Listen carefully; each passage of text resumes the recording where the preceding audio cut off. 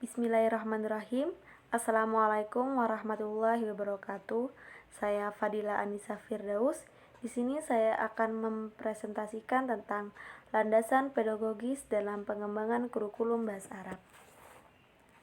Pokok pembahasan yang akan saya bahas, yang pertama, hakikat pengembangan kurikulum. Yang kedua, pengertian landasan pedagogis. Yang ketiga, landasan pengembangan kurikulum bahasa Arab. Yang keempat, peran landasan dalam pengembangan kurikulum. Yang pertama, hakikat pengembangan kurikulum. Kurikulum berfungsi sebagai pedoman yang memberikan arah dan tujuan pendidikan serta isi yang harus dipelajari. Sedangkan pembelajaran adalah proses yang terjadi dalam interaksi belajar dan mengajar antara guru dan siswa. Tanpa kurikulum yang jelas sebagai acuan, maka pembelajaran tidak akan berlangsung secara efektif. Demikian pula, kurikulum tidak akan bermakna jika tidak diimplementasikan dalam proses pembelajaran. Pengembangan kurikulum bahasa Arab adalah proses yang tidak pernah berhenti yang harus dilakukan secara kontinu.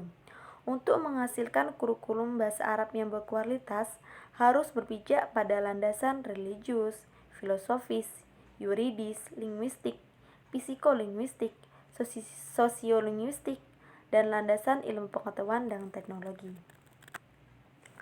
Pengertian landasan pedagogis. Pedagogis berasal dari bahasa Yunani yang artinya peit, anak-anak, dan agagos yang artinya memimpin, sehingga berarti pemimpin anak-anak, dan juga dapat diartikan sebagai suatu ilmu seni mengajar anak-anak. Pedagogik adalah ilmu yang mempelajari masalah membimbing anak ke arah tujuan tertentu, yaitu supaya ia kelak mampu secara mandiri menyelesaikan tugas hidupnya. Jadi, pedagogik adalah ilmu yang mendidik anak. Landasan pengembangan kurikulum. Landasan pengembangan kurikulum dapat dibagi menjadi 7, yakni landasan religius, landasan filosofis, landasan yuridis, landasan linguistik, landasan psikolinguistik, landasan sosiolinguistik, landasan ilmu pengetahuan dan teknologi. Landasan yang pertama yakni kita bahas landasan religius.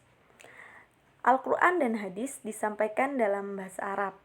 Jadi, bahasa Arab merupakan alat komunikasi yang digunakan untuk menyampaikan ajaran agama Islam, sehingga dapat dikatakan bagi umat Islam, di samping sebagai alat komunikasi dunia, bahasa Arab merupakan bahasa agama. Oleh karena itu, penguasaan bahasa Arab sangat penting dalam membantu sumber ajaran Islam, serta sebagai literatur keislaman berbahasa Arab yang merupakan khazanah kekayaan intelektual dan peradaban Islam. Oleh karena itu, pengembangan kurikulum bahasa Arab perlu mempertimbangkan landasan religius tersebut. Yang kedua yakni landasan filosofis.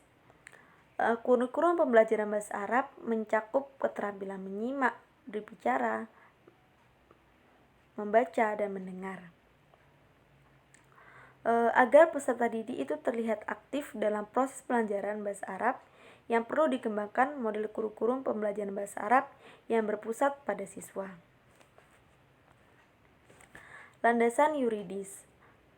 Peraturan Menteri Agama Nomor 2 Tahun 2008 tentang standar isi dan standar kompetensi lulusan PAI atau bahasa Arab menyangkut 4 keterampilan berbahasa Arab: menyimak, berbicara, membaca, dan menulis. Selanjutnya yakni landasan linguistik. Perbedaan dalam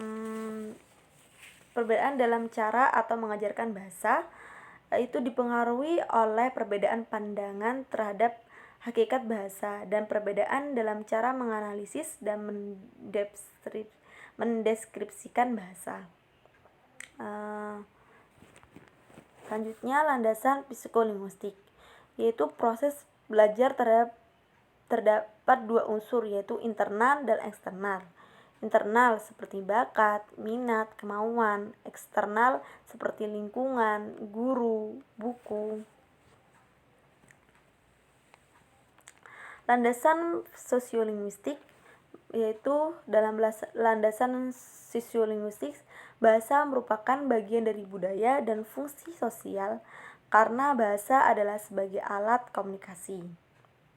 Artinya, pembelajaran bahasa Arab tidak sekedar bertujuan pada penguasaan tentang kaidah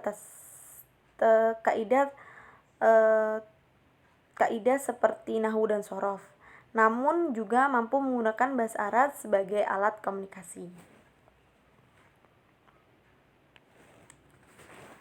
Yang terakhir yakni landasan ilmu pengetahuan dan teknologi.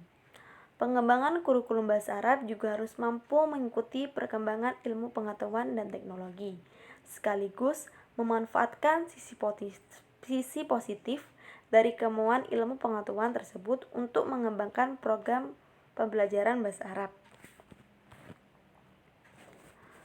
Peran landasan dalam pengembangan kurikulum bahasa Arab, yaitu yang pertama, 1. Sebagai perkembangan kurikulum harus memiliki pandangan yang jelas tentang hakikat ilmu pengetahuan dan hakikat nilai sebagai landasan filosofis.